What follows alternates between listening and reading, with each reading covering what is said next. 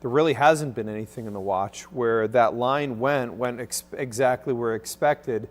But a couple of those storms on the northern edge just have stayed stronger longer, and it's helped create this scenario where we've generated more severe.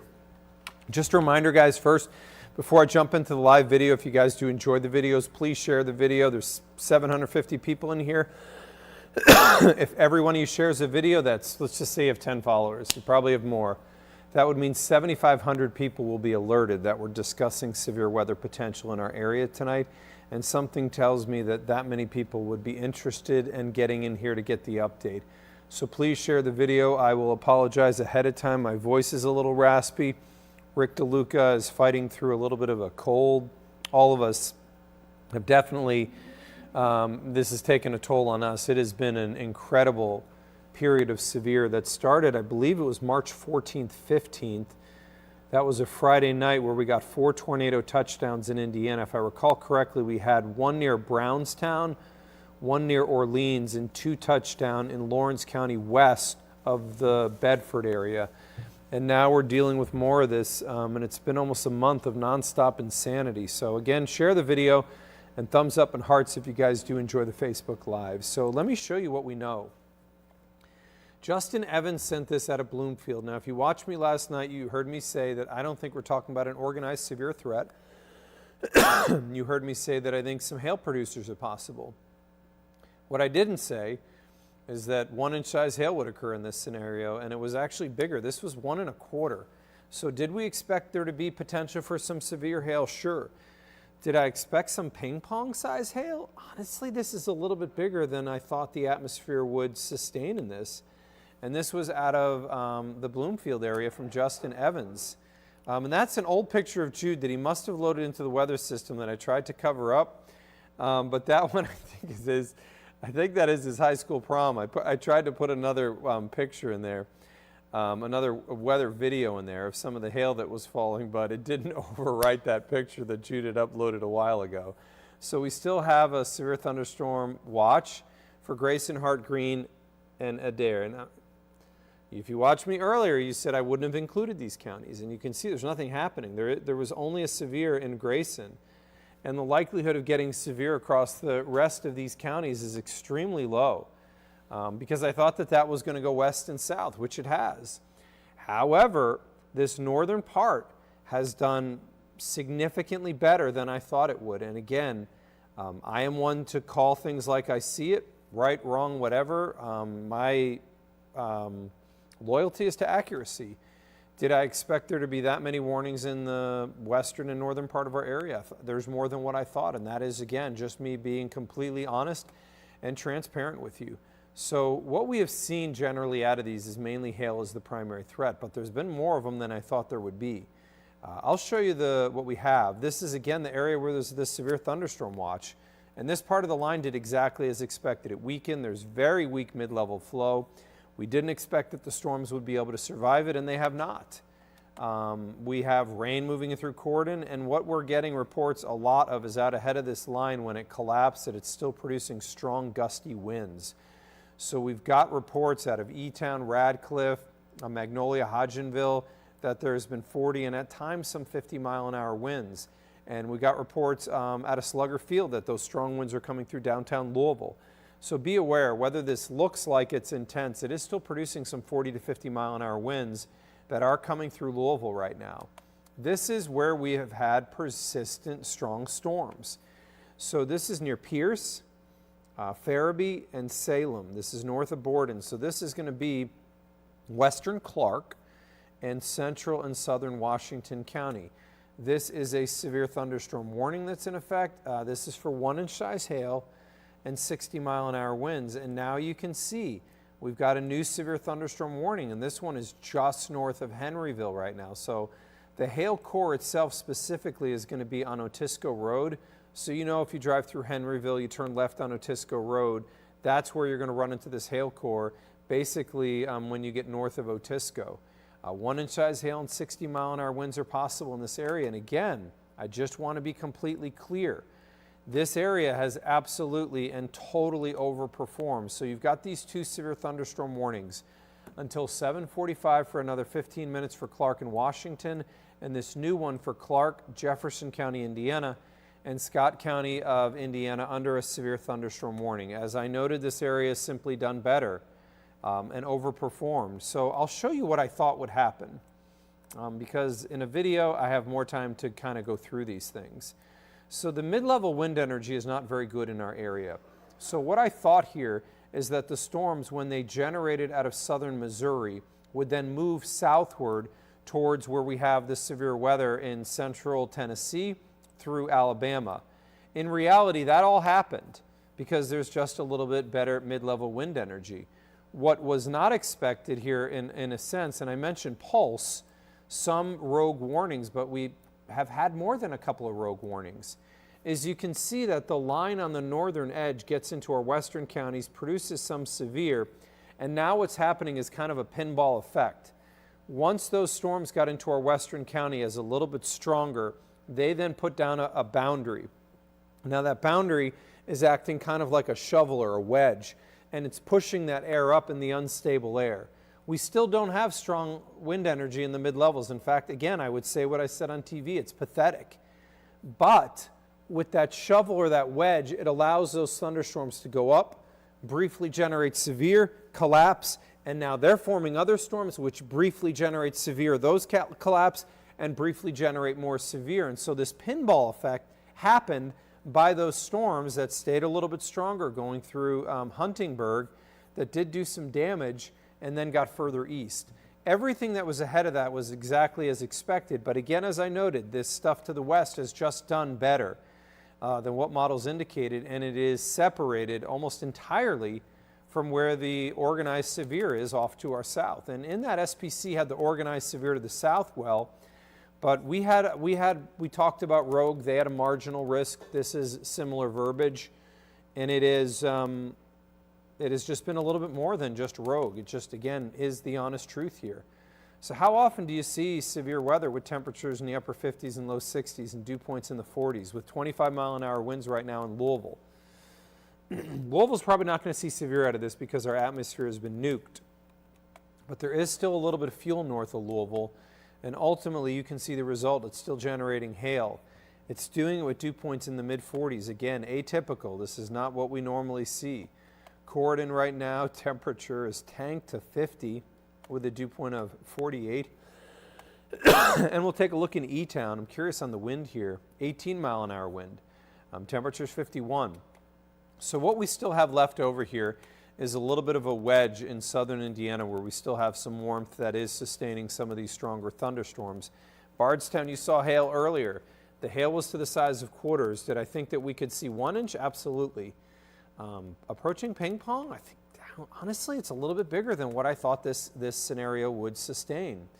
So what I want you to note here is in Henryville and Carrollton, your temperatures are still a little bit warmer. So that's why the storms continue to be strong in this area. Most of the rest of our area, the atmosphere has been basically obliterated. Remember, there was never wind energy, but there was fuel. We always knew there would be fuel. It's just you basically have more of a bump in the atmosphere than really looked like it would be there, and that's what's supporting the severe. So our dew points in an atypical manner are below 50.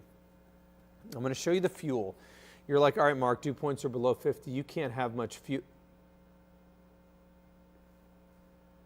Wait, this is showing about 1,500 units of fuel? It is. So I know that people that are regulars here and watch me all the time are going to ask, how is that even possible? You say it has to be warm with high dew points, and that is the norm. But I mentioned this a couple weeks ago that you can actually overcome this by making it really cold aloft. And this is hyper cold aloft for this kind of a scenario. And what it did is it made the temperatures cool exceptionally fast as you went up in the atmosphere. And this allowed us to basically bypass the need for warmth and high dew points and still generate fuel. All said, you can see by 10 we've obliterated the fuel within our area. And if fuel is the only thing we have, without fuel you can't do it anymore. And I'll show you the wind energy. If you remember last Wednesday, so we saw 6 tornadoes. We had a tornado in Lawrence County. We had the Washington County tornado. We had the Louisville tornado, the EF3. We had the New Albany tornado, which was an EF1. We had a tornado east of Bardstown, and then we had a tornado in Taylor County. The one in southern Indiana specifically kind of caught people off guard in a sense, not because we didn't warn and tell you that there was likely a tornado on that one, but it was because the Weather Service waited so long to do the surveys. And again, I'm not giving you my opinion or my why they waited so long. I'm just going to tell you what they told us. In transparency, it's my job. They said because of all the flooding and all the severe and staffing issues that they would not be able to do the surveys. Now again, in full transparency, Indy had flooding, Indy has the same issues with staffing, and Indy had severe weather. And Indy surveyed, Memphis surveyed, and Paducah surveyed the day after. I'm just telling you this not because I'm trying to point fingers, that's not what I'm doing. But I feel as a meteorologist and someone that reports information to you, I need to do it with transparency and honesty, and if I'm not willing to do that, you probably should find somebody else. So the wait so long on that survey caused quite a bit of confusion in New Albany, where we had the Weather Service tell us that 70 to 75 mile an hour straight line winds occurred. And I believe they surveyed this on Monday. Well, yesterday they came back and said, well, we were wrong. It's actually an EF1 tornado that did the damage, and pictures helped us to determine that. Again, in transparency, we do surveys on the ground. And if pictures then change their mind, it is somewhat concerning for some of us that happened. It should always be a ground survey. But, you know, waiting so long, a lot of the damage had been cleaned up, and this created quite a complexity and some confusion on what occurred in New Albany. But back to that day, about a mile above the ground, we had wind energy on that day. If you were watching, that was 90 to 95 miles an hour. And I told you that in the low levels of the atmosphere, we need to have about 40 miles an hour or stronger to support an organized severe threat. So let's look. There's 8 p.m., 10 p.m., 1 a.m. Let me go back to that. 8 p.m., 10 p.m., 1 a.m. You're looking at that and you're saying, Mark, you just said that to support an organized severe threat, you must have winds above 40 miles an hour in the lower levels of the atmosphere, basically below about 6 kilometers or down. It's not there. It's not. And everything about today says you should not get organized severe. But what we saw today is the storms get into the western part of our area a little bit further east than what the data had indicated. They then in return generated a pinball effect where they fired storm after storm. They didn't need the wind energy. They just pulsed a storm up, weakened, pulsed another one up, weakened, pulsed another one up, and at each one of these that has gone up and down has produced hail. We haven't got a ton of reports of severe hail in our area. We just haven't. Severe winds in our area. But we've had a number of reports of severe hail, and that's been the primary threat that we've dealt with tonight. So all we have is that little wedge, remember, in southern Indiana where we still have slightly warmer. Notice the data in Louisville is off on the temperature by about 7 or 8 degrees. So the pinball effect can probably occur in southern Indiana, generating some severe until sunset. We should be able to take out that atmosphere of instability within another 3 hours or so. After that point, we would just be looking at plain rain and some thunder and lightning for the night, but not severe. So again, I'll just show you in full transparency, this is the organized severe weather threat, the slight risk of severe. The Storms Prediction Center did note rogue warnings in our area with their marginal risk. We don't show the marginal on TV because it's just a rogue risk, and we just kind of have found that it's better to show you the organized severe threat. They only included the southern part of our area. I argued that this was completely wrong in our southern counties and should go basically in the land between the lakes. That area of thunderstorms did follow that track. However, we had that pinball effect that generated more storms in our western and northern counties. And in reality, there have been more warnings there than what I anticipated. So that said, just got a picture of some pea-sized hail out of the Henryville area. That's the area I showed you with the warning. We're starting to go to a point now where we're getting less of severe hail and more of marginally below severe. But some peas to dimes are still occurring on these storms, and I'm just going to peek in on radar to look real quick.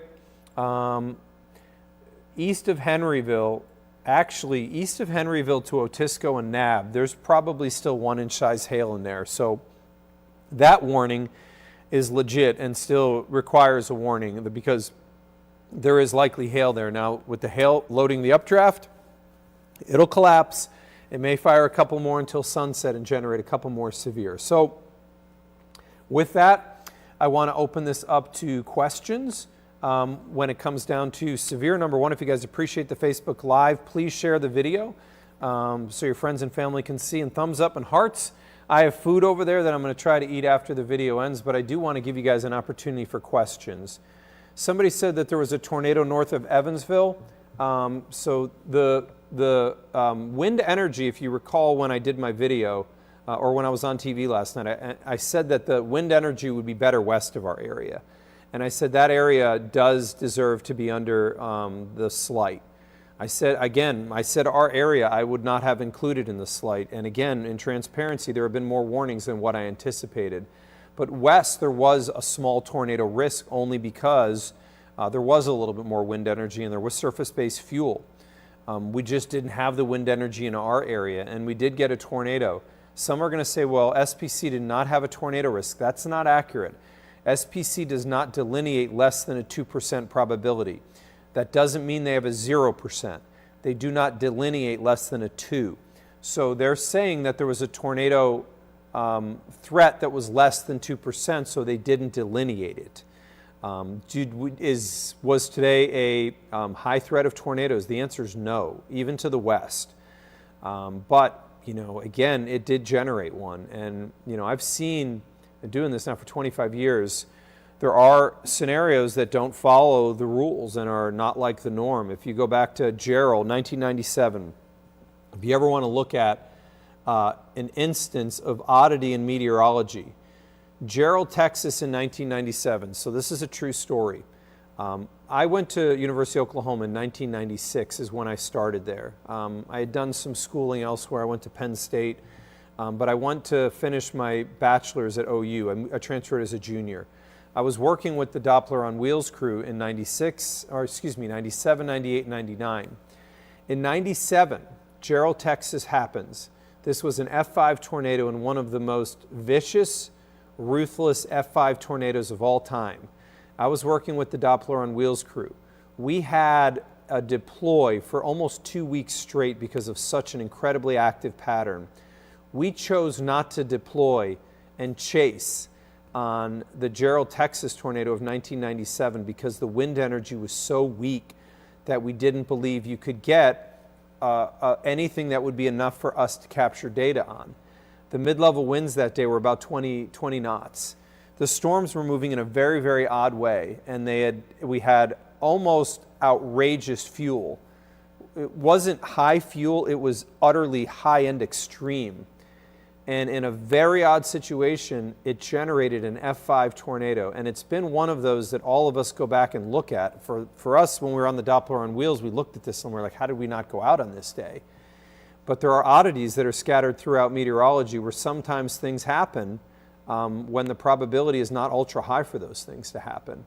And Gerald, Texas was only moving at around 5 knots. It was barely moving. And that made it even worse because you had these F5 winds that were over an area when it was near a mile wide that stayed over the area for 10 or 15 minutes.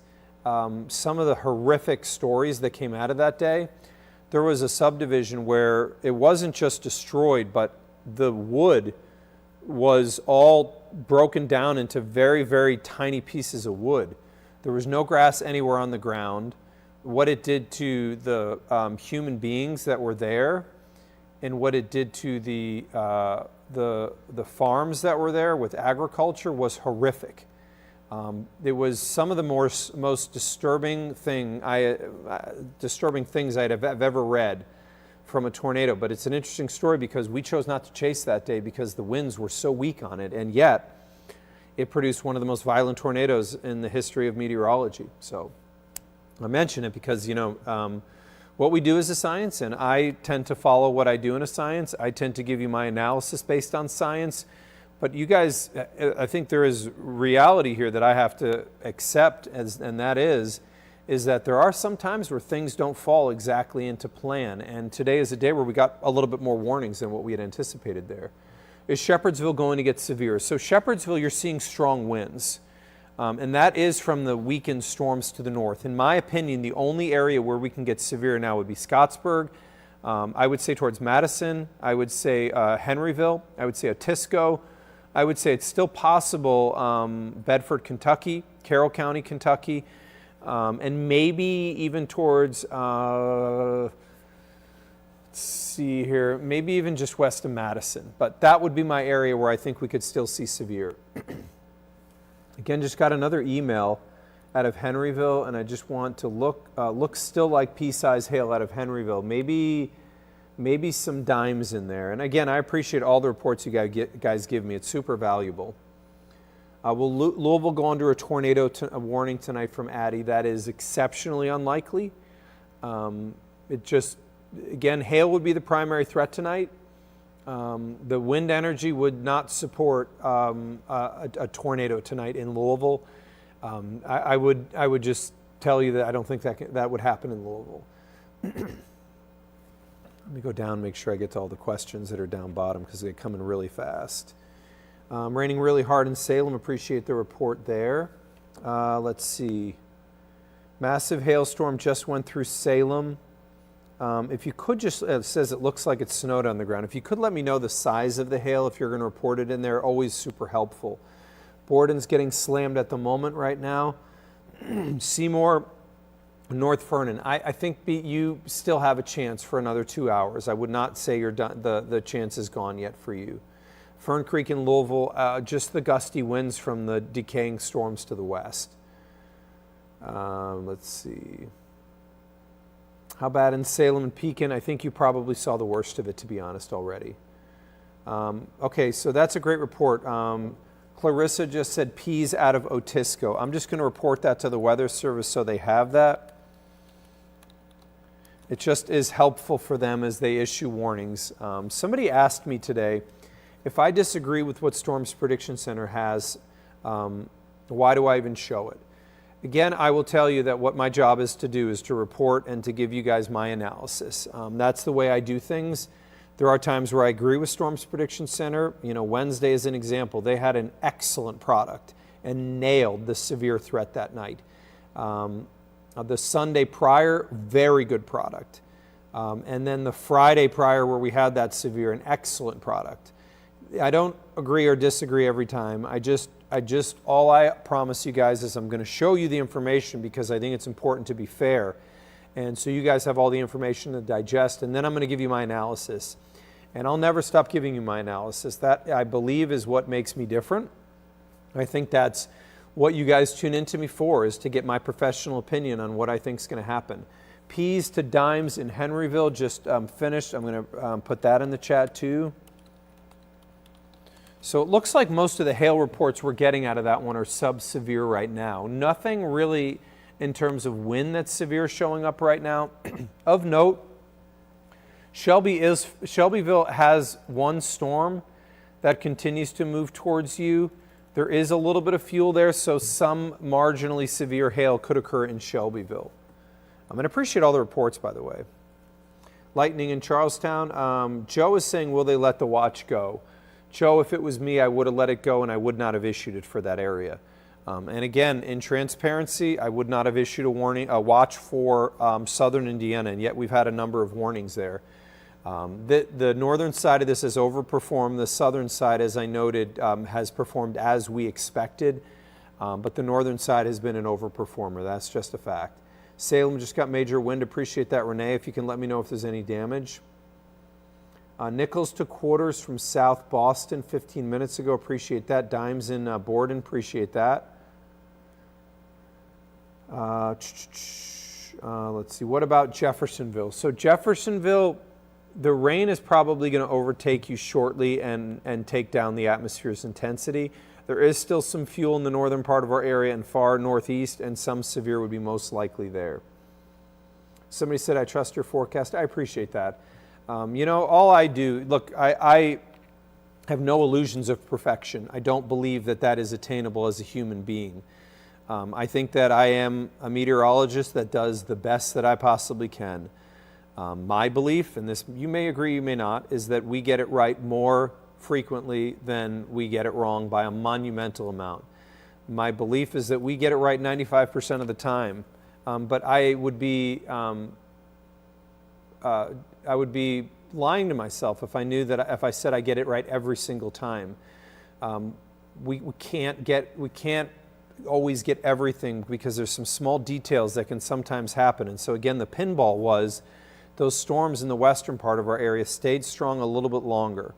Since they stayed strong a little bit longer, there was then this down series sequence of events that occurred that allowed there to be more warnings. If I was to go back last night and say, Southern Indiana, do I think you're going to get, a number of hail producers? I would say no. Would I go through today based at 1 o'clock today and say rogue warnings? Yes. The rogue warnings occurred on the Kentucky side. There's been a little bit more than rogue on the Indiana side, and that was, that is the way today is unfolded. Very dark in Borden right now, appreciate that. How's Litchfield looking? I don't think you're going to get severe in Litchfield. LaGrange, there is a little bit of fuel still in LaGrange, so I wouldn't say no severe. I would say the better chance is going to be slightly to your north. But that said, from Henryville through LaGrange, Shelbyville, and northeast of that, through Sunset to around 10, some strong to severe could still occur. Somebody's reporting the hail in Shelbyville. So yeah, I thought that we would probably get that. Marginally severe hail could occur in Shelbyville. It looks a little bit weaker than the storm in Otisco and Henryville. And honestly, the Otisco-Henryville storm looks weaker than it did 10 minutes ago. How's New Albany looking? New Albany, you're just in the rain and gusty winds. There is no severe coming towards you. Valley Station, I don't think you're going to get severe in Valley Station. We're just too cool in Metro Louisville. Hardin County, I don't think you're going to get severe in Hardin. So 3 more questions here, then I'm going to try to eat dinner. And the voice is rough. This has been, I think I speak for you probably as much as I do for me. The first 4 months of 2025 have been some of the hardest that we've ever had to work. We went from the 10-inch snow. We got another 4-incher in January. We got snow in February.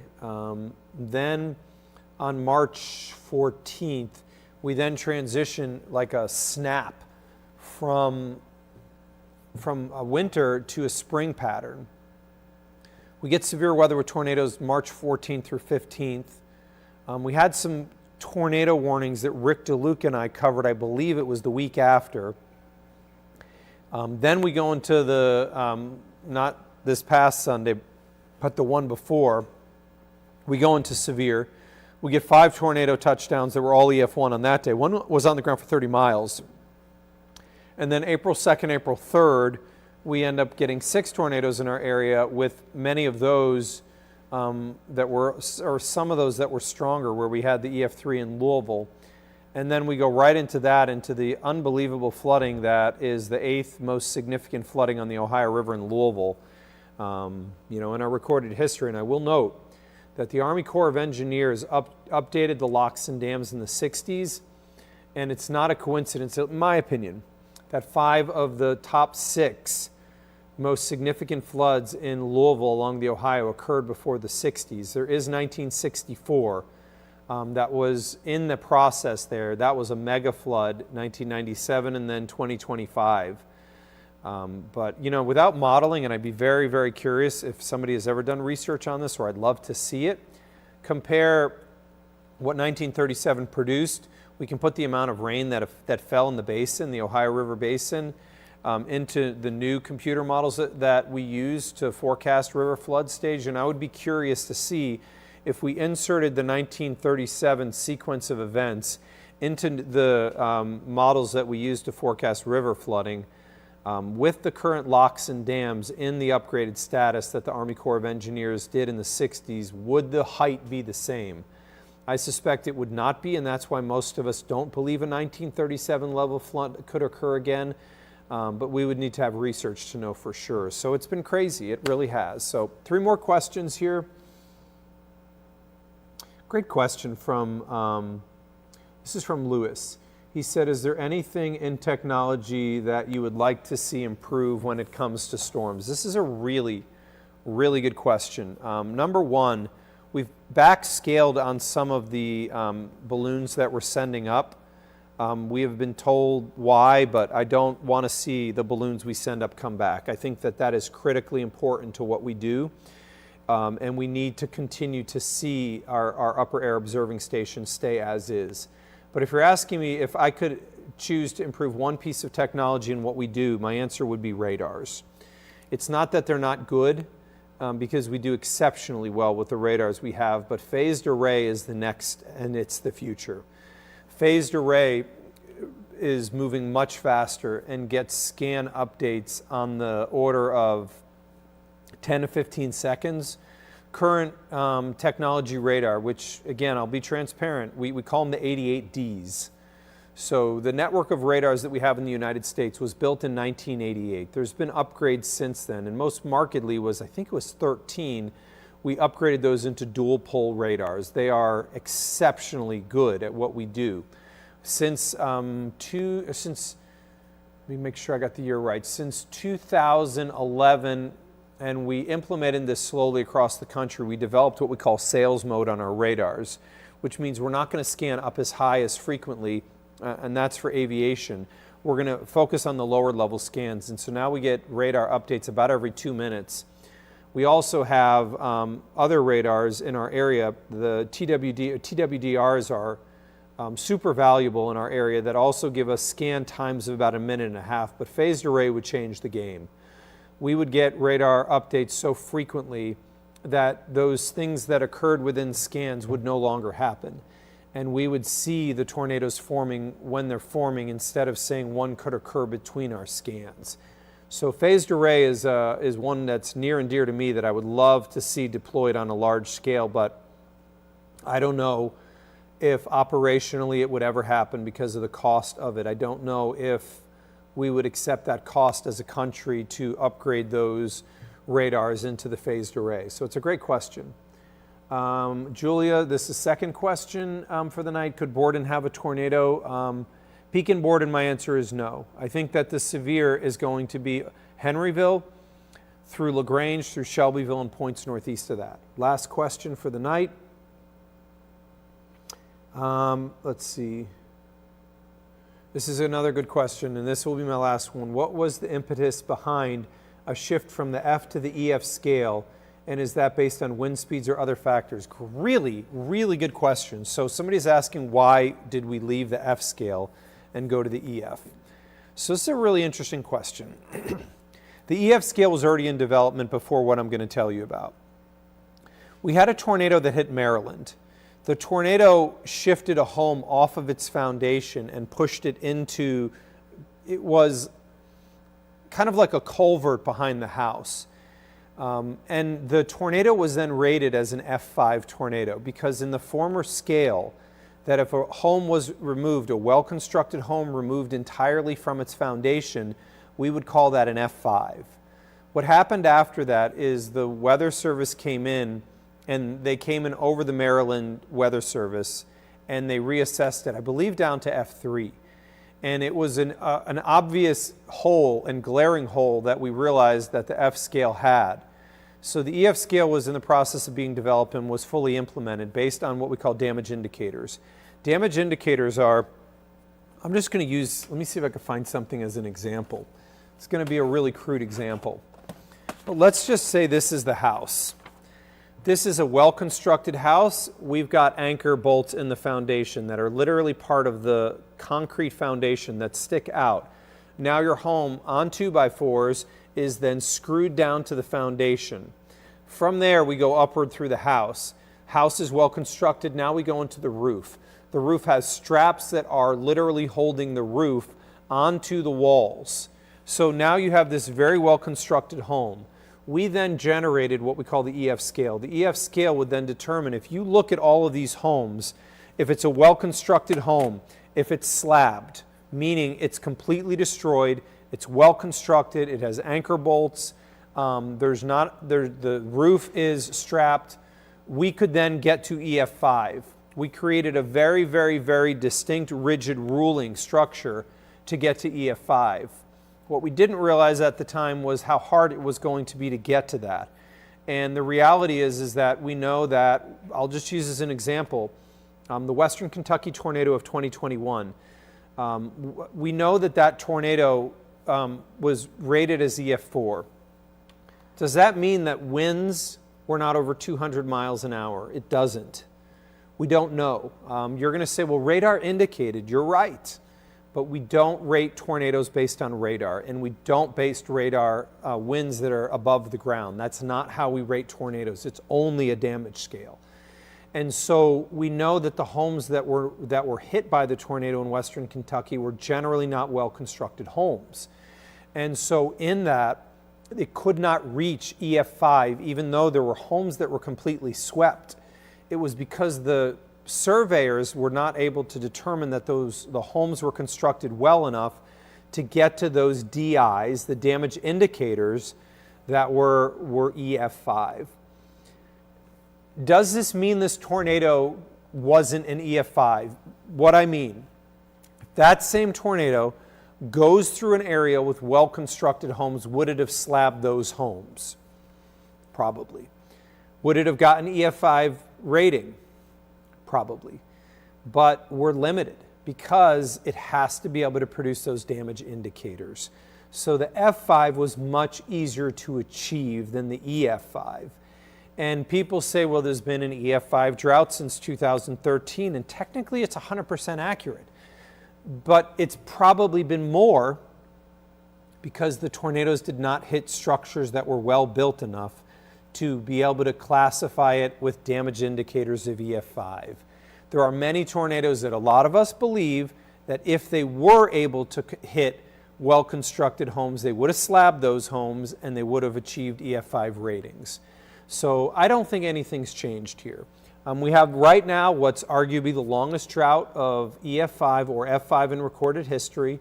It's been 12 years since we've had an EF5 or F5. But I don't think that it's because we haven't had those tornadoes. I think it's because it's hit structures that we just couldn't give it a DI that rated EF5. And so that's an answer to that question on what was long-winded. So I thought it would be interesting. I know a lot of people are always curious about how we do things. So just again, before I end the video here, the best severe risk is now going to be from Madison through around Bedford, Kentucky, through LaGrange, Kentucky, through, let's say, Eminence, through Carrollton. You have the best chance of severe threat should be gone by 10 as our atmosphere cools. So if you guys do appreciate the Facebook Lives, thumbs up and some hearts. Remember, people can watch the video after they end, so always share the video so somebody that, if you have any friends, family that are interested, we still do have strong thunderstorms. There are no warnings in effect right now. The severe thunderstorm watch has been canceled for the southern part of our area without a warning ever being issued. But just remember, share the video with your friends and family. Let them know you can come back in and watch the video even after it ends. I hope I don't have to do another Facebook Live. I hope the intensity of storms comes down. But we're definitely seeing a little bit of a hail core now generating between Westport, Kentucky and LaGrange, and between Pendleton and Bedford. And that one may end up getting a warning for some marginally severe hail. I'm going to rest my voice for a little while. Hopefully we don't get any warnings. Remember, I need you guys to support me on TV. That's how I make a living. Ever since the severe we saw, your numbers that you guys have been supporting us have been monumental. During our snow in January and February, our huge support. And please continue to do that. You can always watch me on WDRB on TV. If you don't have YouTube TV or Hulu or just one of our cable systems, you can always stream us on WDRB.com or WDRB+, and we always appreciate it. That's how you let your voice be known that you guys want me here and allow me to continue to do this. So I'm going to rest my voice for a little, and I'll see you guys on WDRB News at 10, 10:22, and 10:37.